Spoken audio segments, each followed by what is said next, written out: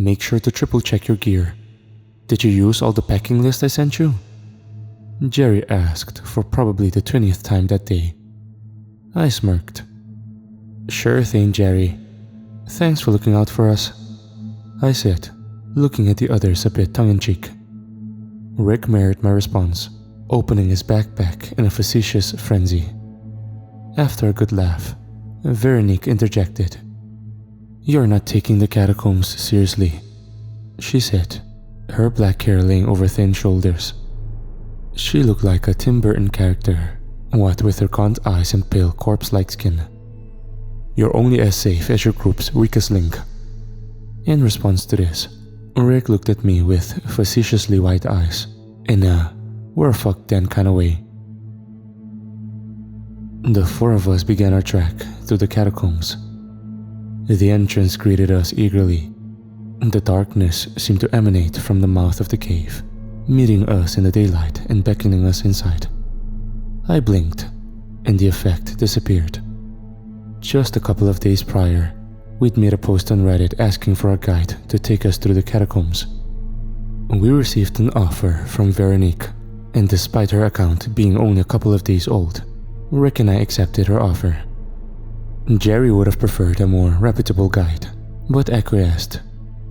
Rather than the entrance available to tourists, she took us to a lesser-known entrance through a sewer opening. Despite his best efforts to hide it, Jerry shook like a leaf as we walked through the damp hallway. Brown ivory skulls lined the walls, as expected.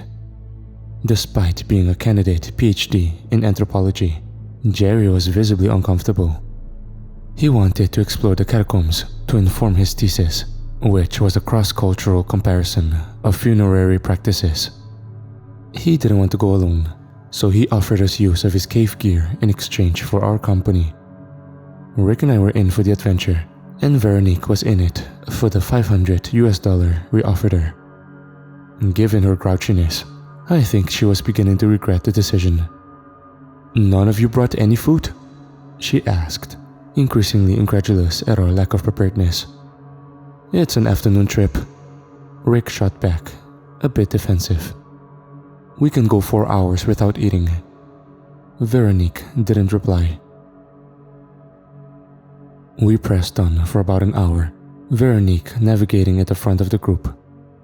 She gave directions in her thick Parisian accent, and we fell into a steady walking rhythm, or so I thought. Veronique, do you even have a map? Jerry asked, tentatively. Veronique put her hand up abruptly. Stop, she ordered. We did, surprised. Pat, pat, pat. She snapped her head back at us over her shoulder, her headlamp flashing just to our left. I turned just in time to see a shadow tuck around the corner we just passed. I felt my stomach tie up in a knot. Were those fucking footsteps? Jerry asked, clearly rattled. There must be other explorers nearby, Veronique replied.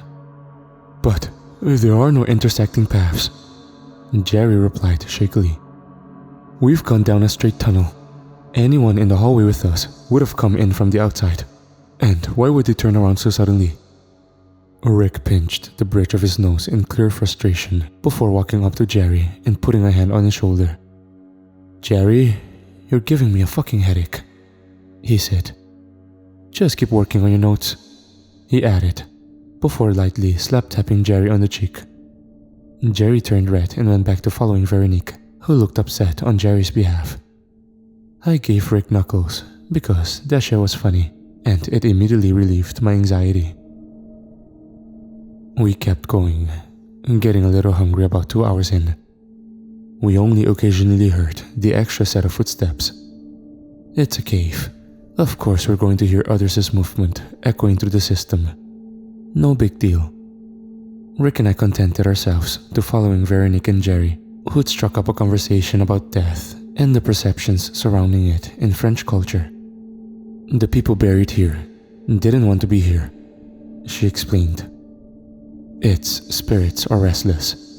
The city built the catacombs because there were too many burials and not enough available cemetery plots. Medieval Parisians wanted to be buried near churches, not in underground caves. Instead of resting in consort with God, they're trapped here with each other, spending their time looking for others to join them in their eternal slumber. Jerry listened intently, jotting down notes.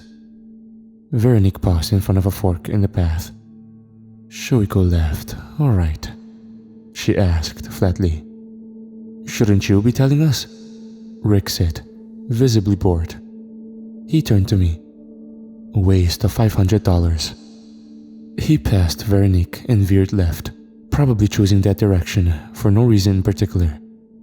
I hurried to keep up with him, leaving Veronique and Jerry behind. "Wait!" Jerry followed, his too large backpack thumping his lower back. Veronique followed slowly behind. Just as he caught up, our headlamps all turned off simultaneously. We all let out some expression of surprise, except for Veronique, who stayed quiet. "Whoa, okay," Rick said.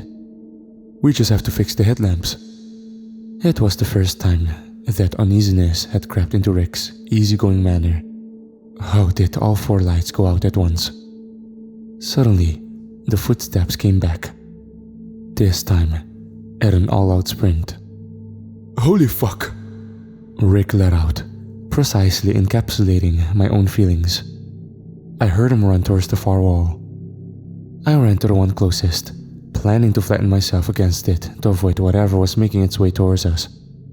Expecting a cold, hard stone wall, I felt a surprising attracting force towards the wall, like it was trying to absorb me. The footsteps reached us and stopped abruptly with a loud thump. Rick wailed in pain. The footsteps kept going past us and faded into the distance. Our headlamps returned. When our lantern's light returned, I was surprised at how little we could see. Our narrow beams of light offered a small spotlight in the oppressive, inky darkness. Rick was laying on the ground, his fists clenched and raised just over his waist. His veins were bulging out from his neck with strain. He was squeezing his eyes shut and clenching his teeth. "My leg," he moaned. "Oh, my leg." I turned my headlamp towards his leg. His left shin was folded into an unnatural L shape.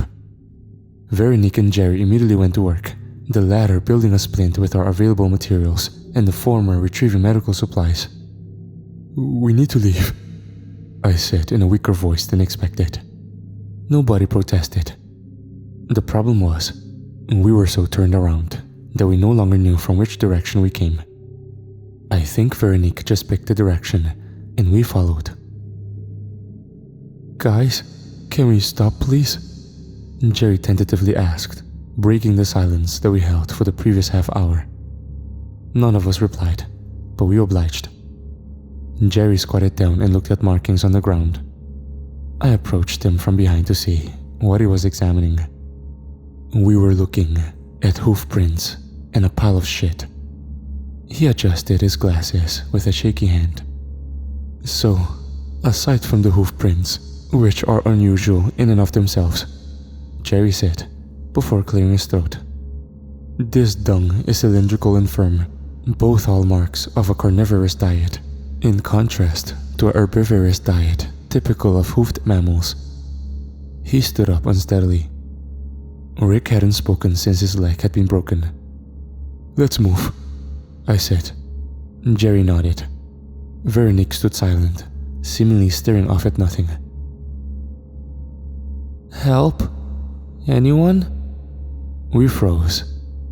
A voice, unmistakably a child's, came from the depths of the shadows ahead of us. We all pointed our headlamps in the direction of the voice, which revealed a sharp turn. "Help, please.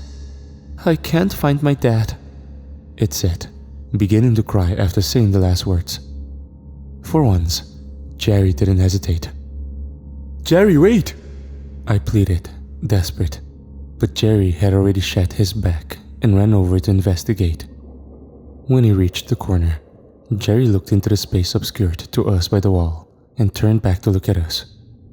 "There's nothing there." A large, black gorilla-like hand clamped violently over his face, covering it completely. We only briefly saw his flailing limbs as he was swiftly pulled into the obsidian black, the room filling with the sounds of Jerry being pulverized and eaten. I heard a wet, sickening crunch that must have been his spine. Veronique stood motionless. I immediately set to carrying Rick in a frantic, unsynchronized limp.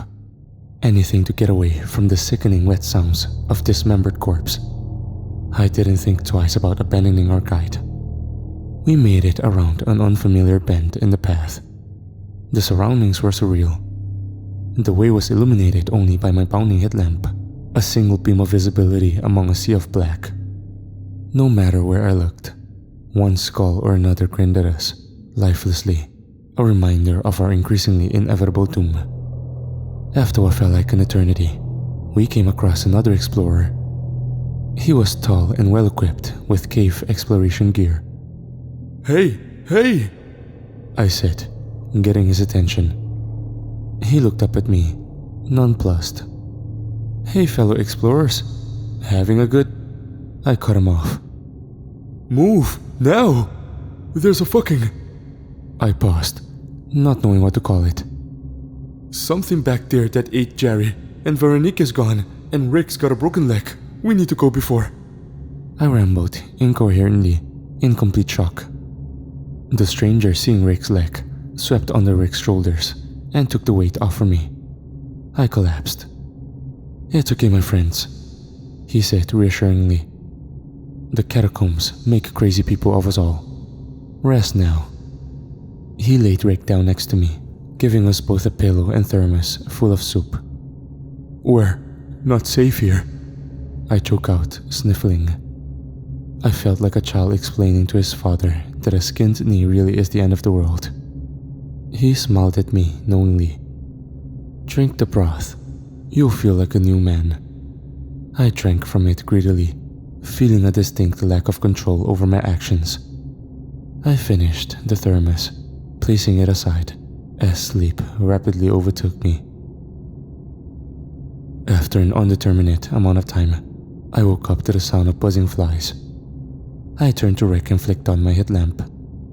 He was completely flayed, his bright red skin glistening in the light of my headlamp. I could see each muscle, tendon, and major veins in gruesome detail. Hauntingly, his bulging eyes turned towards me. "Help!" he gasped, slowly reaching a hand towards me. I made a wild sprint towards anywhere, my headlamp bouncing around in a claustrophobic darkness. My legs burned, their weight like iron pulling me towards the floor. It was like my bones yearned to join the leagues of ivory remains that surrounded me. I exited the other end of a fork. At the end of the hallway stood a figure, clad in bright orange and a yellow helmet. "Hey!" the voice yelled in a manner to be heard, not to intimidate. "Tom? Tom Johnson? Is that you?" I froze. It knew my full name.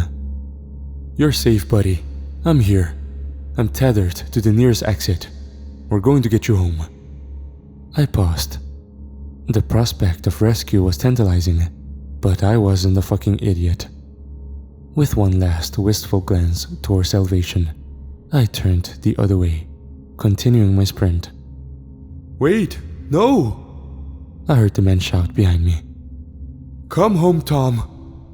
I couldn't get Rick out of my head. Maddeningly, I don't think I ever stopped hearing the footsteps that had begun so early in the trip. And where the fuck did Veronique go? That bitch, leaving Rick and I behind while Jerry was put through hell's meat grinder.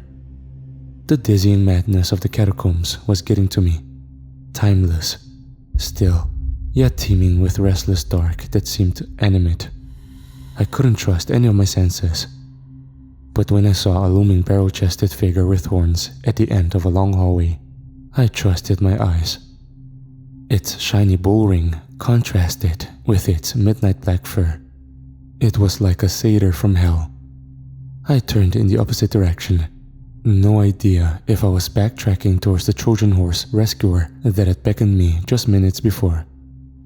The bull creature was much faster than me, I had at least 20 feet on it, but it closed in, like I wasn't even moving. I had to make a move. Approaching another fork, I took a blind risk. Removing my headlamp, I launched it to the left while I myself ran to the right. I heard and saw it clatter away, going down a steep slope. The site I picked was a dead end with an alcove. I quickly tucked inside it and hid from the hell beast just outside. My ploy worked. It ran in the opposite direction, its thundering hoofs deafening me as it passed. In the echoing hall, the decibels threatened to leave me with permanent hearing loss. With my ears ringing, I sat back into the wall, equal parts relieved to be alive and scared that death would have been preferable. I quickly realized I had sat on something. A tough, clearly man-made fabric. I took out my phone to use as a flashlight and saw a familiar fluorescent orange. It was the rescuer mangled inside his suit. He was disemboweled and clearly had been discarded into the corner. While the sight and smell of his butchering was unnerving, it paled in comparison to the crushing realization that my chance at salvation was genuine. I sit now in the dark. It's impossible to tell, but it feels like the room has shrunk since I lowered myself to the floor. The beast lurks. I think it knows I tricked it. It'll find me. And when it does, I will join the Catacombs.